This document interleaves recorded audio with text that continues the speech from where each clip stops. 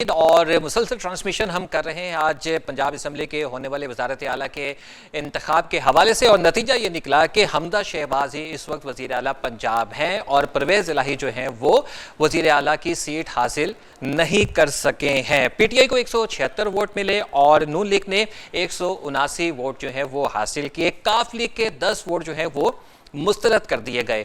अब जो भी सूरत हाल हुई, जिस तरीके से भी खत वाला मामला भी जो है वो सामने आया, फिर मुनीस इलाही जो है वो घर गए, चौधरी शुजात हुसैन के लिए रिकॉर्डिंग उन्होंने करवानी थी कि वो जो खत है उससे वो इनकार करें और उसकी नफ़ी में जो है वो वीडियो लेके आनी थी, लेकिन वो नहीं मिली और उन्होंने कहा कि आज मैं और इमरान हार गया और जरदारी जो है वो जीत गए। इसके ऊपर हम गुफ्तगू करेंगे। हामिद अल मशरकी साहब हमारे साथ मौजूद हैं, सीनियर तजियाकार हैं। बैरिस्टर वकास अब्रेज हमारे साथ मौजूद हैं, माहिर कानूनदान है। और आपसे जो है वो इस नुक्ते के ऊपर हम ज़रूर बात करेंगे कि फ़ौक़ियत किसको हासिल है, क्योंकि राजा बशारत ने जो असेंबली के पंजाब असेंबली के फ्लोर पे खड़े होकर बात की है वो ये कह रहे हैं, आइन पढ़ के उन्होंने सुनाया और वो ये कह रहे हैं कि पार्लिमानी जो लीडर है असेंबली में वो पार्टी पॉलिसी देगा और उसको फॉलो करना है। जबकि जो डिप्टी स्पीकर थे उनका ये कहना था कि अदालत के ऑर्डर मेरे पास हैं, जो पार्टी हेड है वो पार्टी पॉलिसी देगा और उसको फॉलो करना है। हामिद अल मशरकी साहब से जरा गुफ्तगू का आगाज करते हैं। अस्सलाम वालेकुम हामिद साहब। वालेकुम सलाम। हामिद साहब ये सारी अल्हम्दुलिल्लाह हामिद साहब ये सारी सूरत हाल आपने देखी और गेम एकदम से चेंज हुई। तवक्को ये की जा रही थी कि जो परवेज़ इलाही हैं उनके नंबर्स जो हैं वो पूरे हैं और यकीनी तौर पर वो वज़ीर आला हैं, लेकिन एकदम से गेम चेंज हुई और फिर नतीजा ये निकला कि काफ लीग के 10 वोट जो हैं वो मुस्तरद हो गए। तवक्को कर रहे थे आप ऐसी सूरत हाल की? नहीं, मैं बहुत शुक्रिया आपका। मैं ये कहूंगा कि तवक्को इस तरह थी कि मुझे ये था कि जरदारी साहब का इतने घंटे का जो जाना और बैठना है वो जाया तो नहीं जाएगा। जरदारी साहब की जो उनकी जो एक हिस्ट्री है और उनकी जो बैकग्राउंड है उस हवाले से एक बहुत सारे शबहात और शकूक तो थे ही, लेकिन ये जो कुछ हुआ है मैं ये समझता हूँ कि एक बहुत बड़ा अदालती और आईनी बहरान की तरफ चले गए हैं। मैं ये जानता हूँ कि अब ये अदालती जंग शुरू होगी। दूसरी बात यह है कि हमें ये देखना पड़ेगा कि क्या हम इन सब चीजों से मुल्क में जमहूरियत को मजबूत कर रहे हैं या कमजोर कर रहे हैं। क्या आइन, कानून, अदालतें और फिर सबसे बढ़कर ये कि अवाम के फैसले वो कहाँ खड़े होंगे। देखें, सबसे इंपॉर्टेंट बात यह है कि पब्लिक मैंडेट को आपने किस तरह रिस्पेक्ट करवानी है। अब ये जो कुछ हुआ है ये अदालत की जंग तो आपको भी पता है, राजा बिशारत ने भी कह दिया वहीं पर कि जी हम इसको कोर्ट में लेके जाएंगे। ये जिस सुप्रीम कोर्ट के फैसले की रोशनी में आज डिप्टी स्पीकर ने रूलिंग दी है, ये तफसीली फैसला भी अभी तक नहीं आया, तो इसके अंदर भी एम्बिग्विटी है। तीसरी बात यह है कि एक बात ये कही जा रही है कि ये लेटर डायरेक्टली डिप्टी स्पीकर को तो दे दिया गया, ये ना तो अरकान को दिया गया ना डायरेक्शन दी गई अरकान को कि वो आप किसको वोट दें। तो इसके अंदर बहुत सारे क्वेश्चन रेज होंगे कि एक चंद मिनट पहले डायरेक्ट एक ऑर्डर की शक्ल में जो लेटर मिला, इससे एक क्वेश्चन होता है कि पार्टी हेड ने कैसे एज्यूम कर लिया, कैसे ये बात अखज कर ली कि जी मेरे अरकान जो हैं वो वोट देने जा रहे हैं। फिर वो पार्लिमानी लीडर से उसने क्यों नहीं मशवरा किया। तो देयर आर मेनी क्वेश्चन। मैं लीगल ग्राउंड्स पे तो नहीं बात कर रहा, मैं इस वक्त अवामी मैंडेट के हवाले से बात कर रहा हूँ। मैं इस वक्त इस हवाले से बात कर रहा हूँ कि पाकिस्तान, मुझे लग रहा है कि एक बार फिर अदालती और आईनी जंग शुरू हो जाएगी और इस सारे का नुकसान पंजाब में भी होगा और ऑन दी होल पाकिस्तान को होगा। सब स्टेक होल्डर्स को मिलकर पाकिस्तान का सोचना चाहिए कि पाकिस्तान कहां जा रहा है। देखिए इस वक्त डॉलर का क्या हाल, स्टॉक एक्सचेंज का क्या हाल है और मुल्क के अंदर तवानाई का बहरान है, बेरोजगारी है, लोड शेडिंग है। इन सब चीजों के साथ अगर यहाँ पर इक्तदार की जंग और इक्तदार इस तरह जंग चलनी है तो पाकिस्तान के लिए कौन सोचेगा। सबसे अहम बात यह है, अवाम ये चाहते हैं कि उनको रिलीफ दिया जाए, उनके फैसले का एहतराम किया जाए। और दूसरी जानिब कानूनी मोशगाफियां या कानूनी जो लेकुनास होते हैं उसके अंदर छुपकर या उसके अंदर रहकर अगर आप समझेंगे कि इस तरह मामला चलेंगे तो शायद मामला तो चल जाए, लेकिन मुल्क कहाँ खड़ा होगा, आवाम की हालत जार का क्या होगा, ये सारे क्वेश्चन है। इसको सोचना पड़ेगा कि क्या आज हमने किसकी जीत हुई, किसकी हार हुई। ठीक है, ठीक है। वकास अब्रेज साहब, अब आईनी नुक्ता नजर से मैं आपसे ये जानना चाहूंगा कि आप ये बताइएगा कि फ़ौक़ियत जो है वो किसको हासिल है। जिस तरीके से राजा बिशारत ने ये कहा कि आइन में जो 63A है उसके मुताबिक वो पढ़ के बता रहे थे, वहां पर असेंबली के फ्लोर पे खड़े होकर उन्होंने पढ़ के बताया कि पार्लिमानी लीडर को जो है ना वो ये फैसला करना है कि वोट किसको देना है। जबकि दोस्त मजारी ने, डिप्टी स्पीकर ने जो है वो अदालत का फैसला पढ़ के ये सुनाया कि पार्टी हेड को जो है ना वो फॉलो करना है। आप ये बताइएगा कि तशरीह कौन करेगा कि किसको फॉलो करना है, फौकियत किसको हासिल है, आइन की किताब को या फिर अदालती फैसले को? देखिए, हमेशा ये कहा जाता है ignorance is better than the half knowledge. मैं ये समझता हूँ कि उन्होंने सिर्फ 2 लाइनें पढ़ के वहाँ पे ये बात कर दी कि पार्लियामेंट्री पार्टी का जो हेड है वो ये फैसला करेगा कि वोट किसको देना है, जबकि आइन के अंदर कैटेगोरिकली इस चीज को एक्सप्लेन कर दिया गया है कि पार्टी हेड ये फैसला करेगा, चाहे वो असेंबली में मौजूद है या असेंबली में मौजूद नहीं है। पार्टी हेड की ये प्रिविलेज है, उसका ये इख्तियार है, उसकी अथॉरिटी है, वो फैसला करेगा कि किसको पार्टी के मेंबर्स ने, चाहे वो प्रोविंशियल असेंबली में हो या नेशनल असेंबली में हो, किसको उन्होंने वोट करना है। लिहाजा आइन के अंदर पार्टी हेड का तज़किरा है 63A के प्रोवाइजो के अंदर। देखे, सेकेंडली जो एक्सप्लेनेशन दी गई है 63A(1) के प्रोवाइजो में, वहां पे कैटेगोरिकली इस चीज को एक्सप्लेन कर दिया गया है, दोबारा से रिवाइज किया गया है कि पार्टी हेड की ये तमाम मामला करेगा, डायरेक्शन भी वो इशू करेगा, और जब डायरेक्शन की खिलाफवर्जी होगी तो फिर विद इन 2 डेज जो है वो उस डायरेक्शन की खिलाफवर्जी पे स्पीकर को एक डेक्लेरेशन भेजेगा, और एट द सेम टाइम वो डेक्लेरेशन उस मेंबर को भी भेजेगा जिसने फ्लोर क्रॉस किया है, जिसने पार्टी की डायरेक्शन की खिलाफवर्जी की है। जब वो स्पीकर को वो डेक्लेरेशन भेजेगा तो स्पीकर 2 दिन के अंदर फर्दर वो डेक्लेरेशन जो है वो इलेक्शन कमीशन ऑफ पाकिस्तान को भेजेगा, जिसका फैसला इलेक्शन कमीशन ऑफ पाकिस्तान ने 30 दिन में करना है। यह आइन के आर्टिकल 63A(1) के अंदर तमाम चीजें क्रिस्टल क्लियरली एक्सप्लेन कर दी गई हैं।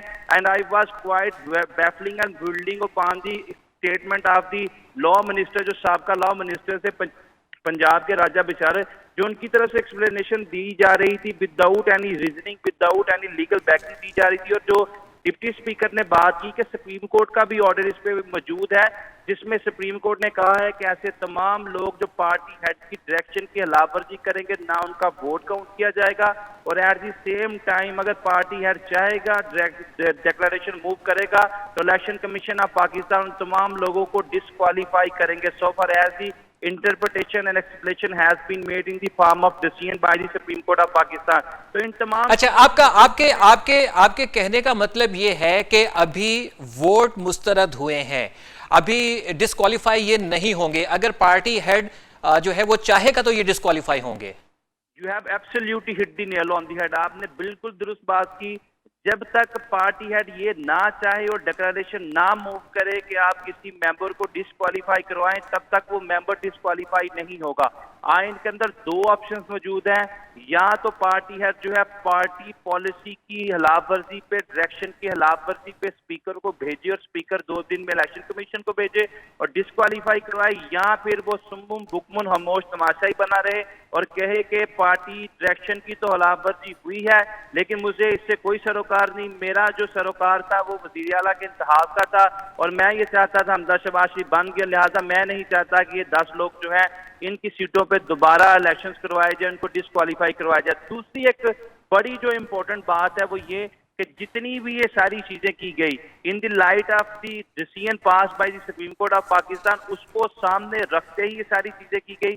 तो मैं ये समझता हूं कि एक इसके अंदर जो सबसे इम्पोर्टेंट पॉइंट देखने वाला वो ये था कि क्या ये जो पार्टी हेड की डायरेक्शन थी वो मेंबर्स पे सर्व की गई थी या नहीं की गई थी, क्योंकि असल तो डायरेक्शन थी वो मेंबर्स तक बाहम पहुंचानी थी कि उनको उनके नॉलेज में ये चीज होती कि हमने पार्टी की डायरेक्शन की खिलाफवर्जी नहीं करनी। बदकिस्मती ये है कि स्पीकर ने जब वो तमाम चीजें जो लेटर था वो पढ़ के सुनाया और फिर कहा कि मैंने फोन पे कंफर्म किया है, उस वक्त स्पीकर ने इस चीज को रेटिफाई किया कि मेरी अभी बात हुई है, ये लेटर भी मुझे अभी मसूल हुआ है। इसका मतलब यह है कि मेंबर्स तक तो वो लेटर नहीं पहुंचा।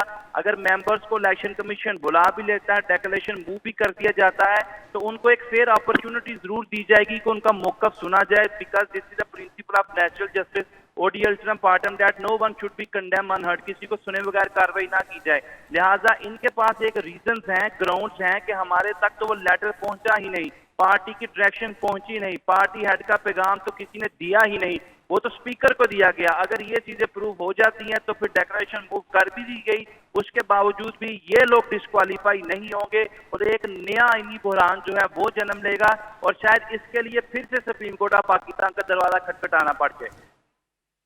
अच्छा, यहाँ पर हमें मजीद ये भी बताइएगा कि अब सूरत हाल आप देख रहे हैं कि अदालत जाएगी, अब ये इसकी तशरीह जो है वो असल अदालत करेगी। देखिए, अदालत एक दफा तशरीह कर चुकी है। एक तो वोट कास्ट नहीं किया जाएगा, मुस्तरद वोटों के जिम्मे में आएंगे। जब वोट कास्ट नहीं किया जाएगा, उन वोटों को निकाल दिया गया, तो पीटीआई के जो इनकी मेजोरिटी ऑफ वोट थे वो 176 थे if I am not wrong, और उनके 179 या 178 थे। लिहाजा ये रन अप राउंड था जिसमें 186 की स्ट्रेंथ नहीं चाहिए थी, बल्कि सिंपल मेजॉरिटी से जो ज्यादा वोट ले लेता उसने वजीर आला मुंतखब होना था। लिहाजा सुप्रीम कोर्ट का पहले से ही कैटेगोरिकल एक्सप्लेनेशन आ चुकी है। लेकिन मैं फिर एक बात कहूंगा, जब हम सियासी एन के सियासी चश्मे पैन के कवानीन की वजाहत पे करते हैं, तो बदकिस्मती से हम लॉ की वो एक्सप्लेनेशन और इंटरप्रिटेशन करते हैं जो हमारे हक में बेहतर है, और उससे फिर अल्टीमेटली जो है हम अवाम के अंदर ऐसी प्रिजम्पशंस को प्रमोट करते हैं जो बेसलेस हैं, जो कंकॉक्शन पे बेस करती हैं, and which has no concern with the law of the land. ठीक है। अच्छा, हमें एसआर राना साहब ने भी ज्वाइन किया स्टूडियो में, सीनियर सहाफ़ी हैं, आप तजियाकार हैं, आपसे भी राय लेते हैं इस हवाले से। अस्सलाम वालेकुम एसआर राना साहब। अच्छा राना साहब, सूरत हाल आपने सारी मॉनिटर की होगी, देखी होगी। कुछ देर पहले, मतलब कि ये खत वाला जो मामला है और फिर उसके बाद वो वीडियो वाला जो मामला है, उससे कुछ देर पहले ये कहा जा रहा था कि एक जरदारी सब पे भारी वाला सिनेरियो जो है वो खत्म हो गया, यहाँ पे फेल हो गया। फिर हम देखे एकदम से सूरत हाल चेंज हुई। तो क्या वक्त से पहले कोई वाइब्स थी आपके पास, कुछ ऐसी इंफॉर्मेशन थी कि कुछ होने जा रहा है? क्योंकि नून लीग वाले मुतमईन नजर आ रहे थे। देखिए, कल जब इमरान खान साहब ने ये कहा था ना कि अगर हम जीत गए तो जश्न मनाएंगे और अगर ना जीते तो फिर हम एहतिजाज करेंगे, तो ये बात क्लियर हो गई थी कि पीटीआई को भी ये पता था कि कुछ होने जा रहा है। और उसकी सबसे बड़ी वजह ये जो थी वो ये थी कि अगर पंजाब में पीटीआई की हुकूमत दोबारा आ जाती है तो शहबाज शरीफ तो सिर्फ इस्लामाबाद के वज़ीर आज़म रह जाएंगे ना, उनके पास तो पैर रखने की जगह कहीं नहीं है, और वो जो रिजीम चेंज का फ़लसफ़ा है वो तो ख़त्म हो जाना था। तो ये सारा कुछ जो आज दोस्त मोहम्मद मज़ारी ने किया है, इससे मिलता जुलता ही कासिम सूरी ने भी किया था। एग्जैक्टली। और सुप्रीम कोर्ट ने कहा कि उन पे तो गद्दारी का वो होना चाहिए, मुकदमा बनना चाहिए। तो आज यहाँ पे सिनेरियो चेंज है, यहाँ पे इन्होंने अदालती फैसला पढ़ के नहीं, अदालती फैसला अपनी ऐनक से पढ़ के बताया ना। ये काम तो इलेक्शन कमीशन का और अदालत का है कि वो ये तय करे कि इन्होंने फ्लोर क्रॉसिंग की या नहीं की। ये स्पीकर का काम नहीं है। अदालत ने स्पीकर को हुक्म दिया था कि आपने इलेक्शन कराना है, फैसला आपके हाथ में नहीं था। लेकिन अदालत ने ये जो कहा था, इस नुक्ते से भी बताइएगा कि अदालत ने ये जो कहा था कि वोट काउंट नहीं होंगे, तो वो फिर ये फैसला फिर कैसे होता कि वोट काउंट करना है, नहीं करना? मैं आपको बताऊं, जो सुप्रीम कोर्ट के पिछले 2-3 अगर आप फैसले उठा के देखें ना, तो जब पंजाब के ये जो 20 अरकान थे इन्होंने फ्लोर क्रॉसिंग की, तो उनका वोट कंसीडर हुआ, अदालत में जाके वो खत्म हुआ। ठीक है, ये डिसीजन अदालत ने लेना है। ये अभी तो ये भी डिबेट है कि एक नॉन इलेक्टेड आदमी 10 इलेक्टेड आदमी को कहता है कि ये ना करो, और 10 इलेक्टेड आदमी जो पूरी जमात है वो अपने पार्लिमानी लीडर के फैसले पे इजलास करते हैं और उसके बाद तय करते हैं कि हमने ये करना है। अभी तो ये भी तय होना है। और दूसरी बात ये है कि जो खत वो बकौल मज़ारी साहब के उन्होंने लिखा, उनके पास पहले से कहां से आ गया, नंबर 1। नंबर 2 ये बात है कि उन्होंने तो 2 खत उनकी जेब में थे, एक फौज को पुलिस को बुलाने वाला था और एक ये वाला खत था। ये कल ही तय हो गया था कि चाहे कुछ हो जाए, दुल्हन वही जो पिया मन भाई, ठीक है ना। तो जो पिया मन को भारी थी वो दुल्हन बननी ही बननी थी, आप कुछ भी कर लेते। अदरवाइज रन ऑफ इलेक्शन के अंदर 186 वोट जिसको मिल गए, जीत गया। अदालतों ने फैसला करना है कि वो 10 वोटों की हैसियत क्या है या नहीं है। ये स्पीकर को कहीं पे भी इस्तेकाक हासिल नहीं। अगर ये इस्तेकाक हासिल होता तो फिर ये कौमी असेंबली में भी स्पीकर पे अप्लाई होता, और फिर पंजाब असेंबली के जो पिछले में जब 20 ने ये किया था तब भी अप्लाई होता। ये अप्लाई। अच्छा, अब खान साहब एहतजाज किसके खिलाफ करेंगे? क्योंकि जो सारी जो हंडिया बीच चौराहे फूटी है वो तो उनके इत्तेहादी की वजह से ही ये सारा कुछ हुआ है, तो अब वो किसके खिलाफ वो करेंगे? चौधरी शुजात के खिलाफ वो अपना रद्द-ए-अमल देंगे? मैं आपको बात बताऊं, वो पहले 12 से लड़ रहा था, वो 13 से लड़ लेगा, उसे लड़ना आता है। ठीक है ना। पहले 12 थे, अब एक और हो गया, 13 हो गए। लेकिन ये बात तय है कि बीइंग पाकिस्तानी, अगर हम कहीं पे भी जरा से अपने दिल को टटोलेंगे ना, तो अंदर से कहीं न से कहीं आवाज आएगी कि यार ये ज्यादती है। एक जरदारी सब पे भारी, वो क्या है? एक जरदारी जो भारी है। सर अब तो उनको सियासी जादूगर कह रहे हैं। नहीं, जादू हराम है इस्लाम में ना। ठीक है, हराम है जादू इस्लाम ठीक है, में। ठीक है, ठीक है, अगर कोई जादूगर है वो सामरी जादूगर होगा तो वो हराम करता है जो भी करता ठीक है। है। नंबर 1। नंबर 2 बात ये है कि ये कौन सी जादूगरी है यार, जिसमें आप नोटों से भरे हुए गाड़ियां लाएं और लोगों को देके कहें जी जी हम जमीर खरीद लें और उसके बाद देखा कैसे जादूगर है। भाई ये जादूगरी नहीं है। नहीं, लेकिन यहाँ पे तो वोट जो है वो तहरीक इंसाफ को ही पड़ गए ना, मुस्तरद हुए ना, तो ये इस चीज की दलील नहीं है कि पैसा नहीं चला, ये एक्सेप्ट नहीं किया गया। देखें, बात यह है कि पैसा नहीं चला। आप 10 वोट ना खरीदें, आप 10 वोटों के बाप को खरीद लें, बात तो एक ही है। आप ना 10 वोटों को खरीदें, आप उनके हेड को खरीद लें। मैं नहीं कह रहा चौधरी शुजात बिके, लेकिन चौधरी शुजात ने जो भी डिसीजन लिया उसके पीछे और बहुत सारे महरिकात हैं। खाली एक जरदारी नहीं इस है। हवाले से भी है कि जो चौधरी परवेज इलाही साहब हैं वो मुहनिस इलाही की वजह से मजबूर हैं, चौधरी शुजात जो है वो अपने बच्चों की वजह से मजबूर है, तो ये भी फैक्टर है। देखिए, मैं कहता हूं कि ये फैक्टर होगा, डेफिनेटली है भी। तकसीम में तो तारिक बशीर चीमा ने बड़ा किरदार अदा किया और चौधरी शुजात साहब के बेटे ने भी बड़ा किरदार अदा किया। वो सारा कुछ ठीक है, होगा, ऐसे ही होगा कि आपस में खानदानी क्लैश बढ़ गया होगा। लेकिन उनका ये कहना कि जी मैं इमरान खान के कैंडिडेट को कामयाब नहीं होने दूंगा, टेक्निकली तो मैं आप बड़ी दिलचस्प बात आपसे करूं। जब हमारे स्पीकर साहब ने मोअज़्ज़िज़ दोस्त मोहम्मद साहब ने, जिनकी महल क्वालिफिकेशन भी महल FABA के करीब ही है और वो पूरी कौम का फैसला कर रहे हैं, इतने वो ज़हीन है, अगर ये बात मान ली जाए कि जी चौधरी शुजात का खत वैलिड है तो फिर तो ये इलेक्शन ही नहीं होना चाहिए। वो कहते हैं मैंने फोन पे भी बात की है। ठीक है, की है ना, एग्री, मैं मान गया कि चौधरी शुजात ने कहा कि नहीं होना, तो फिर काफ लीग का कैंडिडेट इलेक्शन कैसे लड़ सकता है? काफ लीग का कैंडिडेट तो इलेक्शन लड़ ही नहीं सकता। फिर तो दोस्त मोहम्मद मजारी को कहना चाहिए था कि आप डिस्क्वालीफाई हो गए, क्योंकि आपके हेड ने कहा है कि काफ लीग जो है वो इलेक्शन में हिस्सा नहीं ले रही। तो फिर काफ लीग का कैंडिडेट इलेक्शन कैसे लड़ सकता है, मुझे बता दें। ठीक है, वकास अब्रेज हमारे साथ मौजूद हैं। हामिद अल मशीक साहब से भी मैं इस पर राय लूंगा, लेकिन चूंकि आपने ये कानूनी नुक्ता उठाया है तो वकास अब्रेज से मैं इस पर। अच्छा वकास अब्रेज साहब बताइएगा, काफ लीग जो है वो इलेक्शन नहीं लड़ सकती, कानूनी नुक्ता एसआर राना साहब ने उठाया है।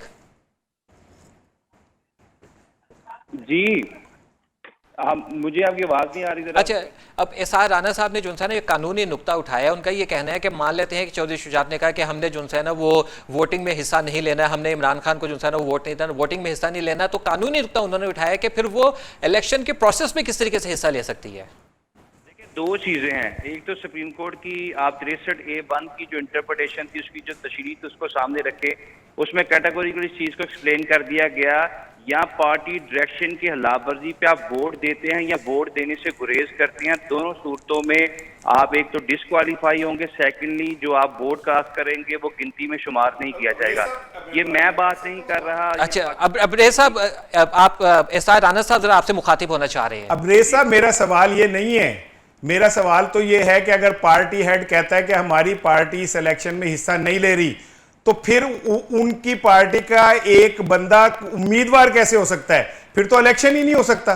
फिर तो डिप्टी स्पीकर को पहले कहना चाहिए था कि क्योंकि आपकी पार्टी के हेड ने कह दिया कि आप इस इलेक्शन का हिस्सा नहीं है, तो उनकी पार्टी का एक मेंबर इलेक्शन कैसे लड़ सकता है? देखिए, I strongly agree with this point. चूंकि आपने जो बात की है, जो सवाल किया है, बिल्कुल दुरुस्त बात है कि अगर ये सारी चीजें करनी थी और चौधरी परवेज इलाही को पहले नॉमिनेट करना था या उन्होंने अपने आप को नॉमिनेट करना था, इनकी पार्टी ने सपोर्ट करना था और फिर एक हाथ के थ्रू अपनी पार्टी को और अपने कारकुनान को विड्रॉ करवाना था या वोट करवाने से उनको अब्सटेन करवाना था या कोई दूसरी डायरेक्शन देनी थी, तो मेरे ख्याल में ये सारी नूरा कुश्ती करवाने का क्या पर्पस था, कानून को अपने हाथ में लेने का क्या पर्पस था और सारी चीजों को तोड़ मरोड़ने का क्या पर्पस था।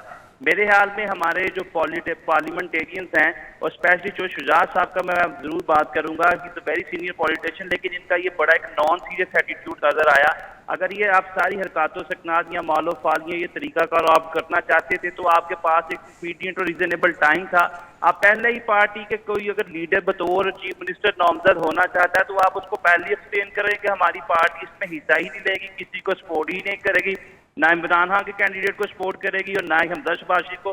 पहले आप पार्टी लीडर जो है वो बतौर चीफ मिनिस्टर सामने आता है, लेटर ऑन एक हाथ से आप तमाम लोगों को बाउंड करते हैं, तो मैं ये समझता हूं कि this is something illogical, unethical and unlawful as well के एक इतना बड़ा इलेक्शन था, सुप्रीम कोर्ट की डायरेक्शन थी, उसके बाद तमाम चीजों को तोड़ मरोड़ के एक नया आईनी बहरान जो है वो पैदा कर दिया गया। ठीक है, ठीक है। अच्छा हामिद साहब, आप इस चीज से इत्तेफाक करते हैं कि फैसला चौधरी शुजात हुसैन की जानिब से ये होना चाहिए था कि हम इंतखाब में ही हिस्सा नहीं लेंगे, बजाय इसके कि हम जो है वो पार्टी बनते और ये सारे सिनेरियो जो है वो आता सामने?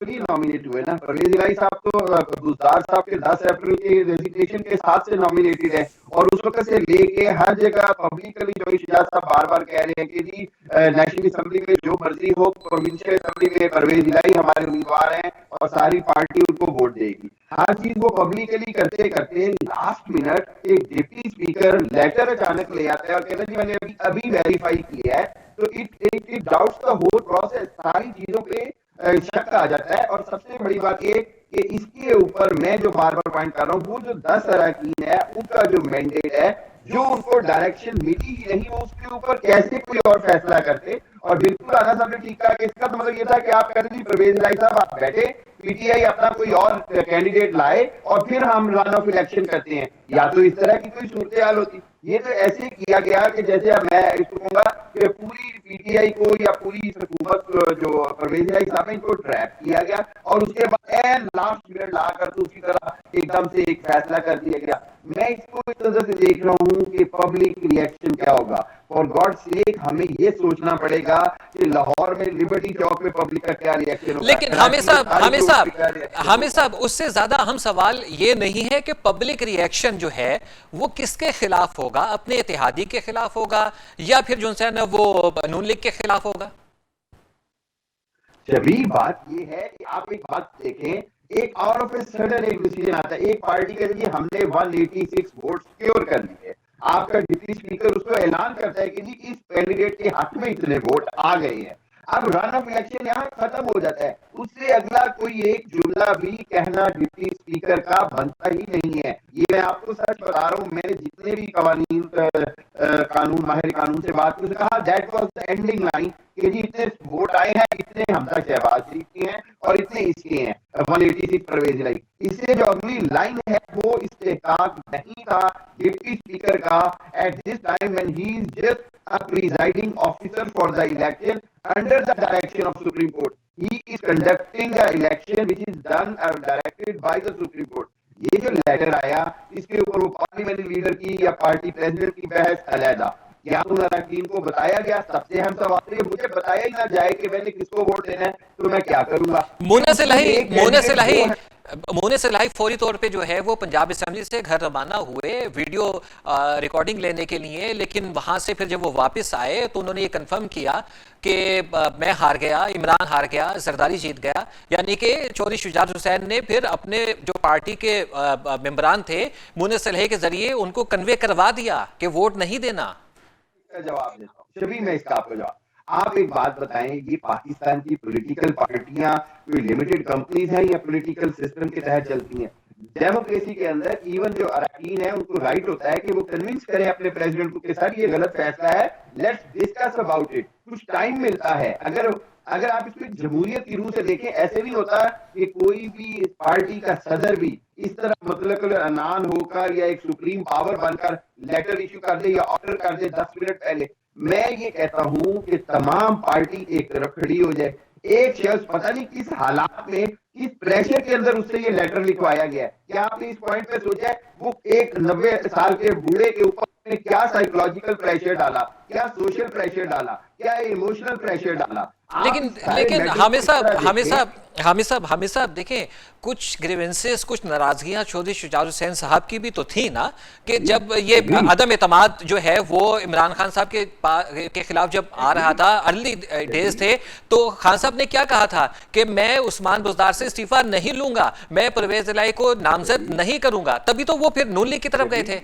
आप सिर्फ कल शाम 4 बजे का चौधरी शुजात साहब का बयान देखें कि उन्होंने कहा जी जो भी हो जाए मैं परवेज इलाही के साथ। एग्जैक्टली आप ठीक है ना, आप सिर्फ 18-20 घंटे पहले तक भी अगर सिचुएशन वही थी, तो इसका मतलब ये हुआ कि एक चीज को बिल्कुल लास्ट मिनट तक प्लान किया गया ताकि कोई उस पर रिएक्शन ना हो सके, कोई उस पर बहस ना हो सके, कोई आर्गुमेंट ना हो सके। मैं आपको एक बात बता दूं, अदालती जंग जब चलेगी, matter will go in their favour, otherwise क्या होगा, इलेक्शन होगा। तो हमने तो देख लिया पीटीआई ने कितना क्लीन स्वीप किया। आपने असल में इमरान खान के बयानिए को मजीद मजबूत कर दिया है। इमरान खान साहब के बयानिए को मजीद मजबूत कर दिया, ठीक है। अच्छा एसआर राना साहब, जैसे कि अभी इन्होंने भी बात की, एक तनाजुर ये भी है कि चौधरी शुजात हुसैन साहब की एक पुरानी जो है ना, वो एक नाराजगी भी थी जब खान साहब ने उन्हें दो टोक जवाब दिया था कि परवेज इलाही को नामजद नहीं करूंगा, बुज़दार से इस्तीफा नहीं लूंगा। लेकिन कल का जो बयान था कि हम तमाम जो मेंबरान हैं वो इमरान खान को के ही कैंडिडेट को वोट देंगे, लेकिन आज यकसर जो है ना वो खत सामने आ जाता है। ये समझ नहीं आ रही ये चीज़।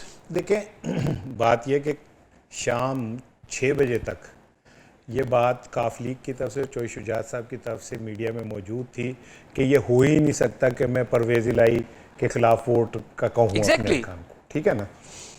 उसके बाद गेम पलटी, क्योंकि गेम स्क्रिप्टेड थी। ये खत ये कहाँ से? मैं आ रहा हूँ, उसी तरफ आ रहा हूँ। मुश्किल क्वेश्चन कर दिया नहीं, मैंने। नहीं। देखिए मैं आपको एक बात बताऊं, बहुत सारी चीजें अगर आप ना भी कहें ना तो दीवार पे लिखी नजर आ रही है, दीवार है, ठीक है ना। और शबी आप भी एक अरसे से जर्नलिज्म में हो, और मैं तो बहुत कुछ इस मुल्क में होते और बनते और बिगड़ते देखे। बिल्कुल, हमारा तो आगाज आपके तालिब इल्म से था कि हम आपके तालिब इल्म के तौर पे सामने आ रहे जीते रहे आप। मुझे कल जब जरदारी साहब और वो बैठे हुए थे तो ऐसा लग रहा था कि जुल्फ़कार अली भुट्टो का दामाद और ज़हूर इलाही का बेटा दोनों बैठे हुए हैं और वो इमरान खान के खिलाफ एक प्लान कर रहे हैं कि इसे कामयाब नहीं होने देना। ये जमहूरियत का इससे बड़ा वो नहीं हो सकता कि वो लोग जो एक दूसरे के मारने के अंदर इन्वॉल्व थे ना, बुजुर्गों के, वो इकट्ठे हो जाएं किसी जगह, और वो मुफादात सबको पता है कि क्या हो सकते हैं। दूसरी चीज़ ये कि चौधरी शुजात साहब तो अब इस काबिल भी नहीं है कि दो जुमले बोल सकें, ठीक है। खत लिखना तो दूर की बात है, खत तो लिखना ही दूर की बात है, वो नहीं वो लिख सकते खत, ना बोल सकते, वो लिख भी दें, बोल भी दें। तो मैं ये समझता हूं कि ये काम अदालतों का था कि वो ये फैसला करते हैं कि ये खत फ्रांजिक, कि ये पहले उसकी फ्रांजिक भी तो होनी चाहिए थी कि ये खत उनका लिखा हुआ भी है कि नहीं है लिखा हुआ। ये तो वही हो, ये जरदारी साहब एक्सपर्ट है बीबी की वो विल से लेके, विल को उर्दू में क्या कहते हैं, वो वसीयत से लेके, और सुप्रीम कोर्ट वो सेनेट के अंदर इंतखाबात के अंदर जो कुछ उन्होंने गुल खिलाए पैसे देके जिस तरह जीते, और वो वीडियोस मौजूद हैं। ने अभी जो है वो खिताब किया है। खिताब में दो अहम चीज़ें हैं। एक तो ये कि उन्होंने अपने कारकुनान को, कौम को बल्कि उन्होंने कॉल दे दी है बाहर निकले, पुनः एहतजाज करें। सवाल ये पैदा होता है किसके खिलाफ। दूसरा, उन्होंने जो है वो एक आईनी नुक्ता उठाया है। तो मैं ये चाहूँगा कि ज़रा बैरिस्टर साहब से मैं बात कर लूँ आपकी इजाज़त से कि उन्होंने जो आईनी नुक्ता उठाया, क्योंकि खान साहब ने जो आईनी नुक्ता उठाया है वो बैरिस्टर साहब के ही आईनी नुक्ते की नफ़ी करता है। बैरिस्टर साहब, खान साहब का ये कहना है कि पार्टी हेड से मुराद ये है पार्लिमानी पार्टी हेड। दूसरा उनका ये कहना ये है कि जब मैंने पार्टी हेड के तौर पे खत लिखा था तो मुस्तरद कर दिया गया था, फिर मेरे पार्लिमानी पार्टी हेड ने जो है वो खत लिखा था, फिर उसके बाद जो है ना वो कबूल हुआ था। अब यहाँ पे डेफिनेशन की जरूरत है कि पार्टी जो फॉलो जिसको करना है वो पार्लिमानी पार्टी हेड को फॉलो करना है या पार्टी हेड को फॉलो करना है। क्या कहेंगे आप इस पे?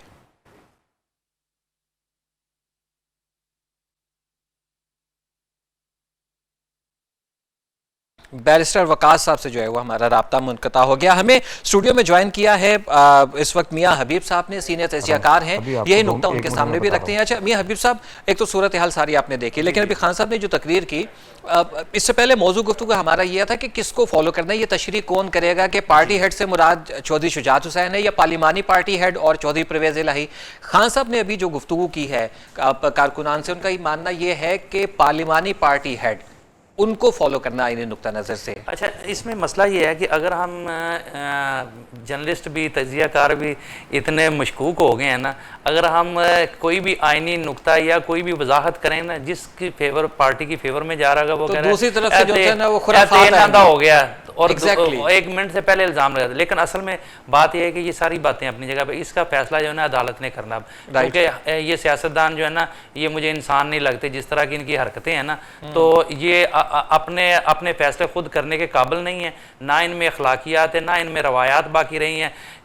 पंजाबी कहते हैं तुन पर बोंजा, तो वो हो रहा है सिस्टम सारा। जिसकी ताकत है, जिसकी लाठी उसकी भैंस वाला कानून यहाँ चल रहा है पाकिस्तान में, ना कोई अखलाकियात है ना रवायात है। देखें कि चंद दिन पहले अवाम ने एक मैंडेट दे दी है कि अब एक वाज़ा अक्सरियत एक बंदे के पास आ चुकी है, और उसमें भी हम जुगाड़ लगाने के चक्रों में है, और जुगाड़ लगा के हमने जो है वो कंटिन्यू कर रहे हैं। तो लिहाजा जो है अब मामला जो है वो अदालत में जाएगा, अदालत इसका फैसला करेगी। ये एक अपनी जगह पर मामला रह गया।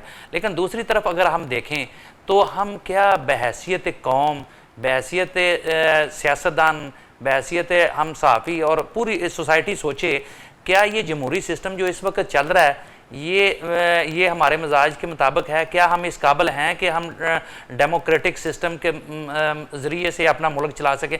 तो मेरा ख्याल है कि ये आज का वाक़या और इससे पिछले 2-2.5 महीने में जिस किस्म के वाक़यात हुए हैं, उसमें ये साबित करता है कि हम इस काबिल नहीं हैं कि हम डेमोक्रेसी के ज़रिए से मुल्क को चला सकें।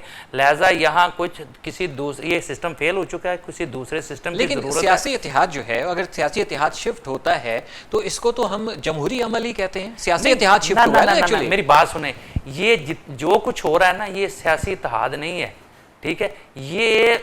ये जुगाड़ हैं। ये देखें ना कि एक आदमी जो है उसका कहीं दाल नहीं, ये हर सूरत में इक़्तिदार हासिल करने की कोशिश है, और उसके लिए जो है वो हम इंतहा तक चले जाते हैं। उसके लिए कोई असूल, देखें कौमें जो होती हैं ना, वो अपनी लीडरशिप को फॉलो करती हैं, और हमेशा राह दिखाने वाली जो होती है ना लीडरशिप, यहाँ बदकिस्मती से कौम राह दिखाने के चक्रों में है, लेकिन लीडरशिप जो है वो बेकार ही है। वो कहती है कि नहीं यार, कामयाब बंदा वो है जो जिस तरीके से मर्जी, चाहे सीधी उंगली से, उल्टी उंगली से, जिस तरीके से घी निकलता है निकालो, ठीक है, और अपना मकसद हल करो। खान साहब ने एहतजाज की कॉल दे दिया। साराना साहब के सामने मैंने ये क्वेश्चन पहले भी रखा था, किसके खिलाफ? अपने इत्तेहादी के खिलाफ? नहीं, देखें अपने इत्तेहादी के खिलाफ, एक तो सिस्टम के खिलाफ वो मेरा ख्याल है कि कोशिश कर रहे हैं, ठीक है? और उन्होंने भी ये साबित कर रहे हैं कि, और मैं समझता हूँ कि ये दुरुस्त है, ठीक है? अवाम में जाना चाहिए, और अवाम जो है वो चंद दिन पहले भी उन्होंने फैसला किया था, और वो उनका प्रेशर, इमरान खान के पास इस वक्त सिर्फ एक ही हथियार है, और वो अवाम है, ठीक है? इस वक्त वो मकबूलियत की बुलंदियों पर है, अवाम उनके साथ है, और वो देख रहे हैं। और ये मैं समझता हूँ कि जिस तरीके से माशरे में एक गंद डल रहा है ना, उसके साथ साथ लोगों के शऊर का भी इम्तहान आ रहा है, और लोगों में अवेयरनेस भी आ रही है। लोग देखें कि ये पहले कभी भी किसी सियासी पार्टी के पास ऐसी कुव्वत नहीं थी कि वो चंद घंटे पहले या आधे घंटे पहले, 30 मिनट पहले ऐलान करे कि फलां जगह पे इकट्ठे हो जाए और लोग इकट्ठे हो जाएं। कभी भी इस तरह नहीं होता था। तो ये एक बहुत बड़ा, मैं समझता हूँ कि इनकलाब है, और मेरा ख्याल है कि आहिस्ता आहिस्ता हम जो है वो अवाम जो है वो हमें नथ जरूर डालेंगे सियासतदानों को, और उन्हें औकात में लाने की कोशिश करेंगे। हामिद अल मशरकी साहब के सामने ये क्वेश्चन रखते हैं। हामिद साहब, अभी तहरीक इंसाफ के चेयरमैन इमरान खान साहब ने जो है वो एहतजाज की कॉल दी है। एक तो ये कि एहतजाज वो किसके खिलाफ करने जा रहे हैं, दूसरा ये कि ये दबाव जो है वो उनका काम आएगा।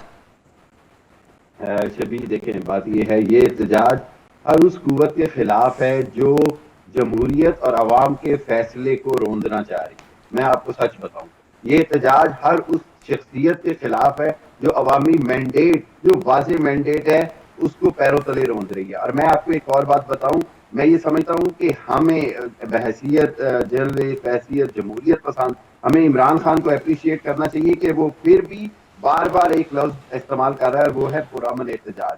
क्यों? पाकिस्तान किसी भी तरह के पुरतशद्दुद एहतजाज का मुतहम्मिल नहीं हो सकता। लेकिन हमारे सियासतदान कब सीखेंगे? हमारे सियासतदान अगर रात के 2 बजे जाके एक 80-90 साल के बूढ़े से, जिसको इतना भी नहीं पता कि दिन को खाना क्या है या क्या करना है, उससे अगर आपने कोई कागज साइन करवा लिया और उसके बाद आके आपने बाहर विक्ट्री का साइन बनाया और उसको आप अपनी फतह समझ रहे हैं, तो इसका मतलब आपने उन 45 लाख वोटरों की इंसल्ट की है जिन्होंने 17 तारीख को अपना फैसला पीटीआई के हक में दिया। मैं किसी जमात के हक में नहीं, खिलाफ नहीं। मैं सिर्फ एक बात कहना चाह रहा हूँ हामिद साहब, मैं एक नुक्ता आपके सामने रख दूं। मैं जरा जो बात आप कर रहे थे, देखें चौधरी शुजात हुसैन जो है वो पाकिस्तान तहरीक इंसाफ नहीं है, वो पाकिस्तान तहरीक इंसाफ के इत्तेहादी हैं, और इत्तेहाद बनाना, इत्तेहाद शिफ्ट करना, इत्तेहाद जो है वो तोड़ना, इसको जमहूरियत का हुस्न कहा जाता है। तो हम ये कैसे तवक्को कर सकते हैं कि ये मैंडेट को रोक दिया? मैं आपके सामने एक बड़ी तल्ख हकीकत रखना चाहता हूँ। दुनिया की तारीख में कोई भी हो, जब मेजॉरिटी को हटा अकलियत से अलहदा कर दिया जाए तो ये बड़ी नज़र खेज सूरत, यानी पार्टी के 10 अरकान असम्बली एक जानिब है और एक ऐसा शख्स जो पार्टी हेड तो है लेकिन मेंबर ऑफ पार्लियामेंट भी नहीं है, ठीक हो गया, वो अपना एक लेटर के जरिए उन तमाम लोगों के इस्तेहकाक को मजरू करता है, जबकि पार्लियामेंट्री लीडर भी उनके साथ है। इसी तरह देखें, आप इसको ये ना लेंगे एक लेटर से सुप्रीम कोर्ट इसने डिप्टी स्पीकर ने रूलिंग दे दी। मैं ये कहता हूं कि डिप्टी स्पीकर के पास तो इख्तियार ही नहीं था। अवाम के लिए आज की रात अवाम के लिए बड़ी परेशान कुन है, उन लोगों के लिए शायद कामयाबी की हो जो जरदारी सब पे भागी, या जी ये लास्ट मिनट में हमने सरप्राइज दे दिया। खुदारा कौम को सरप्राइज आप दे के क्या किसको पता करना चाह रहे हैं? बात ये समझने की है कि अवामी मैंडेट को अगर आप रोन देंगे तो आप किसको फतह कर रहे हैं। और जैसे आपने कहा कि ये एहतजाज किसके खिलाफ है, तो ये एहतजाज हर उस कुव्वत के खिलाफ है जो पाकिस्तान के अंदर जमहूरियत को पनपने नहीं देना चाहती है। पाकिस्तान में मियां साहब ने बड़ी सही बात की, सिस्टम फेलियर की तरफ जा रहा है, सिस्टम नाकामी की तरफ जा रहा है, और इसके जिम्मेदार वो भी यही सारे नाम लेवा जमहूरियत पसंद होंगे जिन्होंने जमहूरियत को, मैं अब पूरा लफ्ज नहीं बोलना चाह रहा, लेकिन खिलवाड़ बना रखा है। तो जब ये जमहूरियत को ही नहीं समझना चाहते, जब इनके अंदर जो है वो अपनी जात से आगे कुछ भी नहीं है, तो ये पाकिस्तान की बदकिस्मती है। और अवाम जो है वो उनको आप उतना ही आजमाएं, अवाम के सब्र को भी और अवाम की हिम्मत को भी, जितना कि अवाम बर्दाश्त। ठीक है, अवाम को सुप्रीम कोर्ट पे अवाम को उतना ही आजमाए जितना जो है। डिसीजन जी ठीक है, ठीक है। अच्छा, अवाम को उतना ही आजमाए जितना अवाम का सब्र है। तो आपको लगता है कि या माजी में आपने देखा है कि कोई ऐसा मौका आया हो जहाँ पर सियासी लीडर्स के लिए अवाम का सब्र जो है वो जवाब दे गया हो? देखें, जुल्फ़िकार अली भुट्टो को जब फांसी दी गई थी ना, तो अवाम ने मार्शल्ला के जबर के सामने खड़े हुए थे। लोगों ने फांसियाँ लोगों को लगी, किले गए, कोड़े खाए, खुद को आग लगाई, और ज़िया-उल-हक के 10 साल के जुल्म सितम के बावजूद पीपल्स पार्टी जिंदा रही। वो तो आसिफ जरदारी को मैं ग्रेट इसीलिए कहता हूँ कि जो काम अब ज़िया-उल-हक नहीं कर सका वो आसिफ जरदारी ने कर दिया, पीपल्स पार्टी को तबाह कर दिया। ठीक है। अब वो नून लीग को भी ऑलमोस्ट तबाह कर चुके हैं। ठीक है ना। अब रही सही इज्जत चौधरी शुजात की थी, उन्होंने उसको भी, वो आसिफ अली जरदारी एक ऐसी नहूसत है तो जिसके साथ जुड़ेंगे वो तबाह हो जाएगा। ठीक है, आसिफ जरदारी साहब आखिरी जुमला मैं आपसे कह दूं कि देखें ये सब कुछ जो हो रहा है ये कोई बुरी नहीं हो रहा, ये बहुत अच्छा हो रहा है। ठीक है, एक दफा सब चेहरे क्लियर तो होने चाहिए, एक दफा सब चेहरे जो है वो क्लियर होने चाहिए। वक्त हुआ जाता है यहाँ पर एक ब्रेक का। नाज़रीन हमारे साथ रहिएगा। इसारन साहब, आपका बहुत बहुत शुक्रिया, आपने हमें प्रोग्राम में ज्वाइन किया और अपने जो है ना वो एक मायनाज तजिए से हमें जो है वो बहरामंद फरमाया। बहुत शुक्रिया आपका हमें ज्वाइन करने का।